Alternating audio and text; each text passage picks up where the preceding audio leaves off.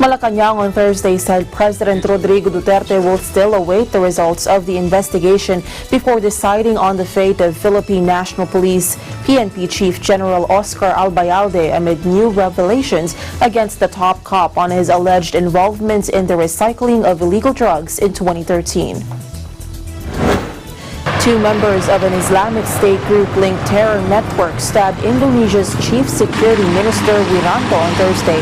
The intelligence had said sending the powerful politician to emergency surgery for his wounds. ASEAN leaders adopt a master plan on connectivity 2025.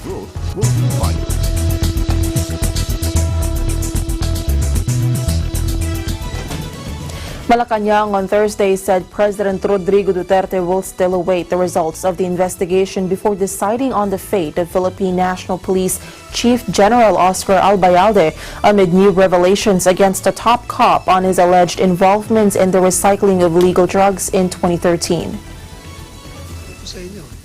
Presidential spokesperson Salvador Panelo reiterated that the President will decide based on Department of the Interior and Local Government Secretary Eduardo Año's recommendations after the probe. He said he does not know whether the President would be more inclined to dismiss Albayalde following this new revelation. Hayaan mo yung Senado mag-imbestiga, magkaroon sila ng findings, hayaan mo si DILG Secretary mag-imbestiga, and then magkaroon siya ng findings and recommendation, and the President will act on them. The Office of the President says, through the President himself, I will wait for the findings and recommendations of the DILG. Unless there is a statement to the contrary, the presumption is it remains the same. During a Senate hearing on Wednesday, former Criminal Investigation and Detection Group Deputy Director Colonel Rudy Lacadin claimed Albayalde tried to intervene in the controversial 2013 drug operation in Pampanga when the latter was provincial police chief. Lacadin said Albayalde called him up when he was asked to investigate the 2013 drug operation. Albayalde denied Lacadin's revelation, saying other generals, including former CIDG chief and now Baguio City Mayor Benjamin Magalong, were ganging him up. Panelo has repeatedly assured there would be no sacred cows in the Duterte administration. Duterte earlier said dismissing a top official should be done for a good reason and with enough proof. The president assured that procedural due process would be followed and that he would be fair. State prosecutors on Thursday subpoenaed 13 police officials tagged in the legislative inquiry into the recycling of seized illegal drugs in Pampanga in 2013, where Philippine National Police Chief General Oscar Albayalde was formerly assigned as Provincial Police Director. Summoned were Major Rodney Baloyo IV, Captain Joven de Guzman Jr., Master Sergeants Jules Maniago, Donald Roque, Ronald Santos, Romel Vital, Alcindor Tino, Eligio Valeroso, Staff Sergeants Dindo Dizon, Gilbert De Vera, Encarnacion Guerrero Jr., Dante Dizon, and Corporal Anthony Laksamana. The subpoena is in connection with Justice Department Order No. 528, dated October 7, issued by Secretary Menardo Guevara, requiring the 13 police officers to participate in the reinvestigation of the complaint and to submit any additional evidence on October 16. The subpoena was assigned by Senior Assistant State Prosecutor Alexander Q. Suarez and Assistant State Prosecutors Josie Cristina T. Dugay and Gino Paulo S. Santiago. The case involves the automatic review of the dismissal of the case by the Pampanga prosecutor against the policemen who were facing charges in violation of Republic Act 9165 or Comprehensive Dangerous Drugs Act of 2002 for misappropriation, misapplication, or failure to account for seized drugs and planting of evidence. Two members of an Islamic State group-linked terror network stabbed Indonesia's chief security minister Wiranto on Thursday, the intelligence had said, sending the powerful politician to emergency surgery for his wounds. Television images showed security officers wrestling a man and woman to the ground in Pandeglang on Java Island after the attack on Wiranto as he was exiting a vehicle. The suspects were identified as 31-year-old Shiaril Alamsia and Fitri Andriana, 21, a married couple according to local media. State Intelligence Agency Chief Budi Gunawan told reporters in Jakarta they were members of Jamaah Ansharut Daulah or JAD, an extremist group responsible for deadly suicide bombings at churches in Indonesia's second biggest city, Surabaya, last year. JAD is among dozens of radical groups that have pledged loyalty to the Islamic State group in Indonesia, which has long struggled with Islamist militancy. Wiranto, 72, who police have said was one of several targets in an earlier failed assassination plot, was rushed by helicopter to the capital where he was treated for 2 knife wounds in his stomach. A 3-hour operation went well, Indonesian Cabinet Secretary Pramono Anung told reporters at Gatot Subroto Army Hospital. Anung said he had just seen Wiranto, whose operation had finished, and he entered the ICU. In video posted by the Detik.com news website, he said it is being handled very well by the hospital.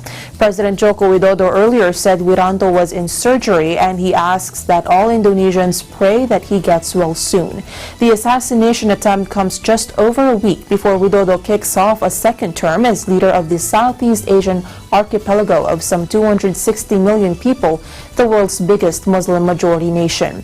3 others, a local police chief and 2 aides, also suffered knife wounds in Thursday's attack, but authorities said they had non-life-threatening injuries. Malaysian police sometimes use torture to extract confessions from suspects in death penalty cases, and their trials are often unfair, Amnesty International said Thursday, piling pressure on the government to abolish capital punishment. The Southeast Asian country has the death penalty for dozens of crimes, and it is mandatory for several offenses, including murder and drug trafficking. A reformist alliance which took power in 2018 pledged to scrap capital punishment entirely, a move that would have handed a reprieve to almost 1,300 people on death row. However, after facing opposition, officials announced only the mandatory death penalty for some offenses would go, leaving it to judges in such cases to decide whether to order someone to hang or jail them. In a new report, Amnesty said that torture and beatings were sometimes used to force confessions from suspects accused of offenses punishable by death.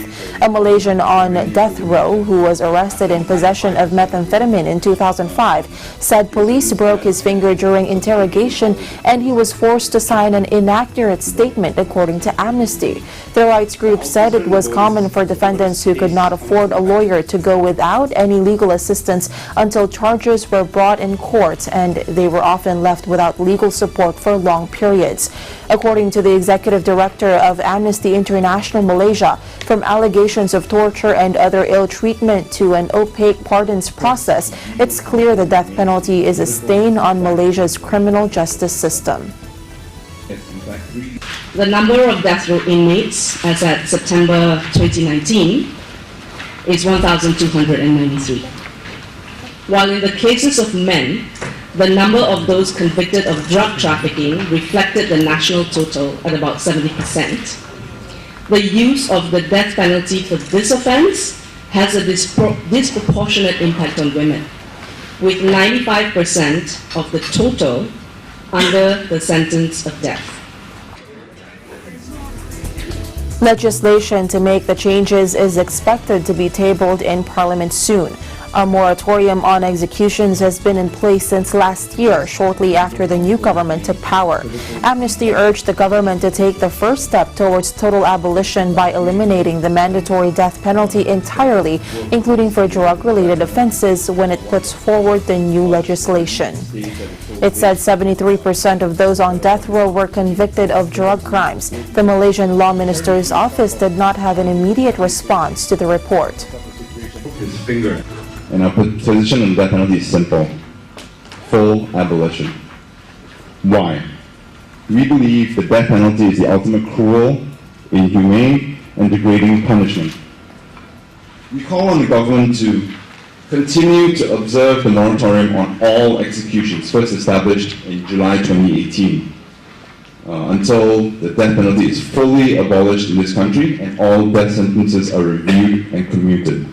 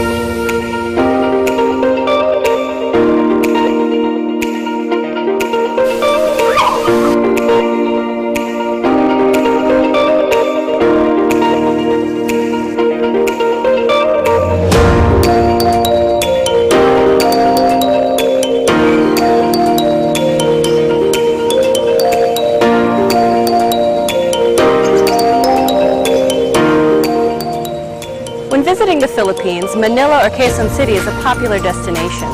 But oftentimes the hustle and bustle of the city can be more stressful on your vacation. So when you feel the need to reconnect to nature or relax again, there's a beautiful oasis just outside of the city called the Garden at Ciudad de Victoria.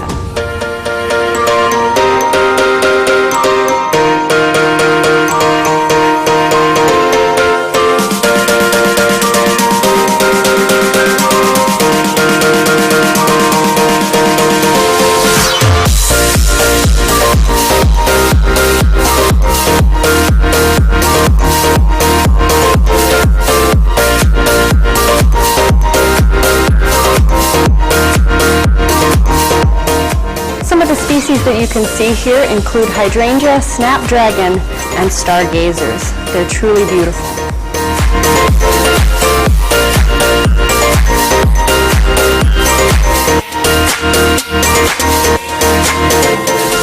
The gardens at Ciudad de Victoria are so peaceful, tranquil, and beautiful that it's become a haven for young couples and a very popular venue for engagement photos.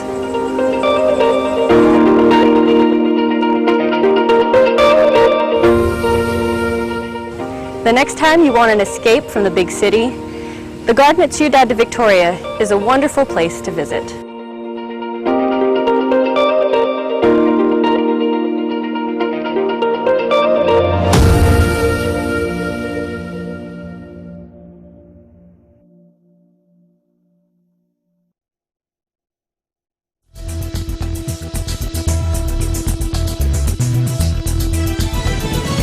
Welcome back. A workers' group on Thursday appealed to Manila Mayor Francisco Isko Moreno Domagoso to look after the welfare of employees of Isitan Mall in Recto, which he ordered closed. In a statement, Trade Union Congress of the Philippines President Raymond Mendoza said they respect the executive judgment prerogative of Yorme Isko to shut down the entire operations of Isitan department store over the management's non-compliance with city ordinances. They support his bold resolve to address the city's deeply seated problems, but they hope there's a way forward to restore the jobs of Isitan employees or some kind of assistance for them while they have no income. Mendoza noted that the employees are the ones who suffer the most due to the mall owner's failure to comply with city ordinances.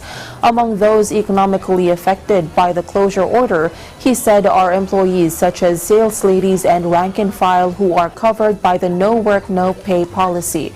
The labor group official meanwhile urged the Isitan management to immediately comply with requirements of the city ordinance in order to lift the closure ban and for workers to return to work. He said because Isitan management did not abide with the law, the employees lose their salaries and wages. In this case, employees suffer the consequences of the management's violation.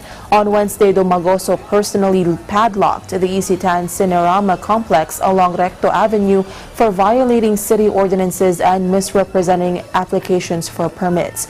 According to Domagoso, Tri-Union Properties Inc., the owner of the mall, was operating as a lessor without the necessary business permit.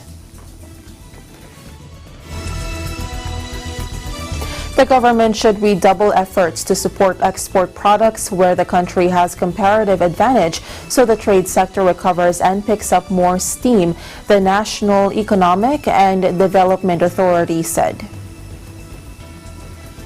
The Philippine Statistics Authority reported that the country's total trade declined by 7% in August 2019 due to weaker exports and continued decline in imports. In a statement, Socioeconomic Planning Secretary Ernesto Perña said they must continue to initiate programs that provide comprehensive packages of support for products with comparative advantage, including related industries to facilitate expansion in the international market.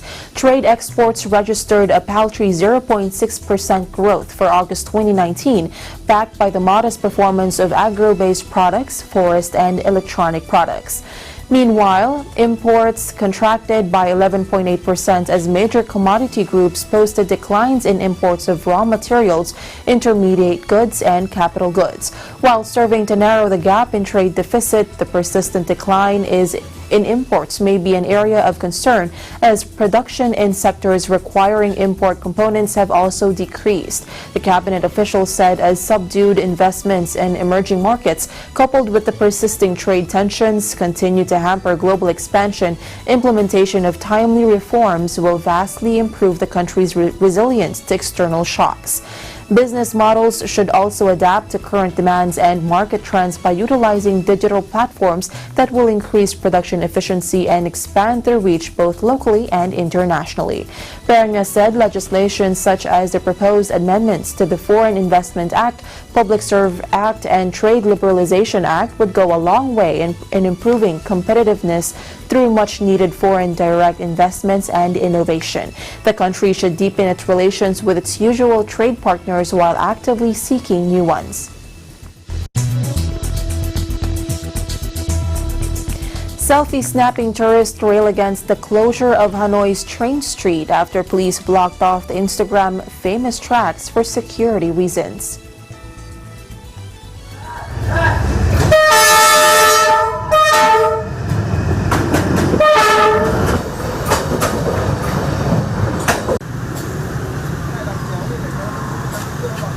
I'm very frustrated because today I cannot go in and take the picture. But however, I will try maybe tomorrow morning or tomorrow night. I can figure out it can be dangerous, especially for people wanting to make like really good pictures and standing close to the road. And maybe some measures could be taken to make it more secure. But I think it'd be sad that it's be closed. Cái quán cà phê như này bây giờ mà họ chặn đường không cho mọi người vào ấy thì tất nhiên là rất là ảnh hưởng, bởi vì có bao nhiêu tiền thì đầu tư hết vào đây rồi. Thế thì tất nhiên là rất là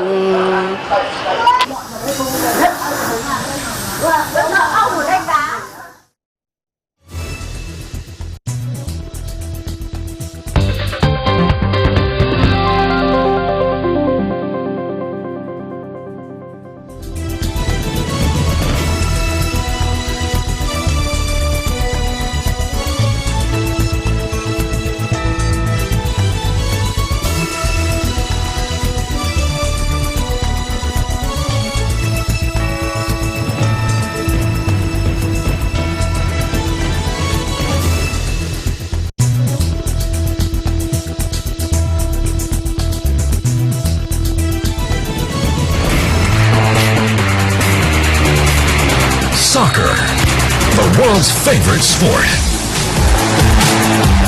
And it's no wonder. Spectacular goals. And plenty of emotion.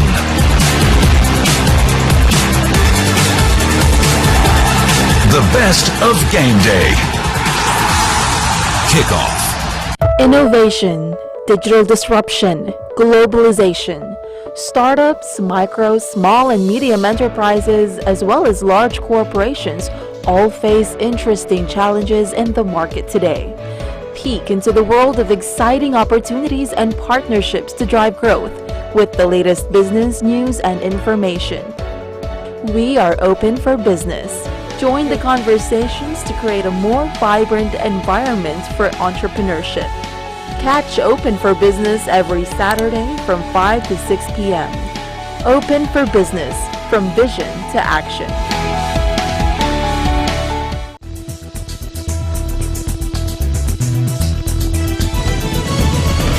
Welcome back. ASEAN leaders adopted the Master Plan on ASEAN Connectivity 2025. The MPAC 2025, which succeeds the Master Plan on ASEAN Connectivity 2010, focuses on 5 strategic areas. Watch this. ASEAN is growing.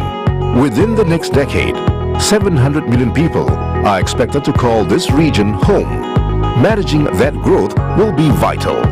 The Master Plan on ASEAN Connectivity 2025 provides the framework to deliver growth that will benefit the people of ASEAN. It sets out a vision to connect the region, building the physical ties that bind us, bringing our institutions closer together, and connecting the people of ASEAN with each other. Any successful community building efforts must rest upon sustainable foundations. Sustainable infrastructure investment will form the basis for a better tomorrow to meet the needs of a fast-growing ASEAN. Our infrastructure investments will have to increase significantly. What kind of infrastructure that we need to connect? Road, rail, air, and sea. Once you are able to connect not only the city, between the city and within the village, then the farmers, the people who live in the rural area can get benefit of selling their products, improve their quality of life. ASEAN will increase public and private infrastructure investment across the 10 member states. We will evaluate and support projects which offer the greatest benefit to ASEAN by encouraging investment, supporting construction, and mobilizing vital resources to ensure success. The goal is a sustainable, connected ASEAN that will offer a better quality of life for all. ฉะนั้นจึงว่าได้ว่าการก่อสร้างพื้นฐานของรางมันมีความจำเป็นต่อกับการพัฒนาเศรษฐกิจสังคมของสปป.ลาวในเงื่อนไขที่สปป.ลาวบ่มีชายแดนติดกับทะเลแต่พวกเขาถือสำคัญการพัฒนาพื้นฐานของรางที่ประกอบส่วนเขาในเรื่องงานต่างๆในขณะการของท่าแห่ของสปป.ลาวเพื่อเสริมโยงกับประเทศอาเซียนในประเทศพวกเขา The Master Plan will help to share best practices on infrastructure productivity in ASEAN and to identify opportunities to improve infrastructure. It will clearly lay out the steps to achieve more cost-effective, productive infrastructure development in the region. Bridging together the people of ASEAN is a vital component towards creating an environment for increased productivity in transport, travel, and trade in sub-regional arrangements to advance the remote regions within ASEAN. In the Nile region, in the way it's located in the Nile region, there is a lot of natural resources, for example, fishing industry, railway industry, and mining industry. By connecting the road connectivity, we can free movement between ASEAN countries and Myanmar commodities, especially. Now, Asia starting, so we can free flow of goods and services between Myanmar and ASEAN countries. Building an ASEAN for the future requires delivering modern infrastructure to meet tomorrow's challenges. By 2030, 90 million more people will call our cities home. To manage this, the Master Plan on ASEAN Connectivity 2025 will help to deploy smart and effective urbanization models across the region. That means learning from each other while understanding the challenges unique to each urban environment, enhance sharing and adoption of experiences in developing sustainable practices, delivering smart transport, and building better places to live. ASEAN is rapidly urbanizing with megacities like Bangkok, Manila, and Jakarta.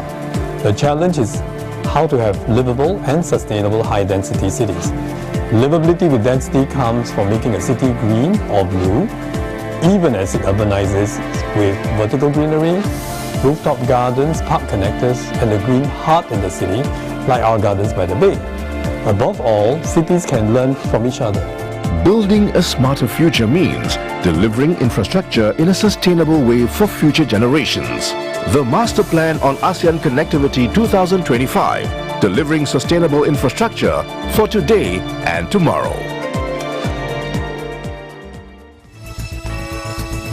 And that is the latest news in the Southeast Asian nations. Stay updated about the ASEAN region. I'm Maricar Velasco and I am one with 25.